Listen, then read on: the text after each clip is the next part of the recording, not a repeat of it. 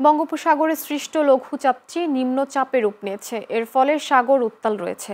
এমন পরিস্থিতিতে দেশের সব সমুদ্র বন্দরকে ১ নম্বর দূরবর্তী সতর্ক সংকেত দেখাতে বলা হয়েছে।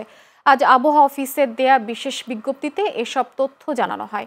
পূর্বাভাসে বলা হয়েছে, দক্ষিণ পূর্ব বঙ্গোপসাগর ও তৎসংলগ্ন এলাকায় অবস্থানরত লঘুচাপটি ঘনীভূত হয়ে প্রথমে সুস্পষ্ট লঘুচাপ এবং পরবর্তীতে একই এলাকায় নিম্নচাপে পরিণত হয়েছে।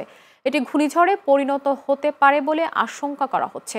বর্তমানে নিম্নচাপ কেন্দ্রের ৪৪ কিলোমিটারের মধ্যে বাতাসের একটানা সর্বোচ্চ গতিবেগ ঘন্টায় ৪০ কিলোমিটার, যা দমকা অথবা ঝোড়ো হাওয়ার আকারে ঘন্টায় ৫০ কিলোমিটার পর্যন্ত বৃদ্ধি পাচ্ছে। নিম্নচাপ কেন্দ্রের নিকটবর্তী এলাকায় সাগর উত্তাল রয়েছে। এমন পরিস্থিতিতে চট্টগ্রাম, কক্সবাজার, মোংলা ও পায়রা সমুদ্র বন্দরকে ১ নম্বর দূরবর্তী সতর্ক সংকেত দেখাতে বলা হয়েছে। সে সঙ্গে উত্তর বঙ্গোপসাগর ও গভীর সাগরে অবস্থানরত মাছ ধরা নৌকা ও ট্রলারকে পরবর্তী নির্দেশ না দেওয়া পর্যন্ত উপকূলের কাছাকাছি এসে সাবধানে চলাচলের নির্দেশ দেওয়া হয়েছে।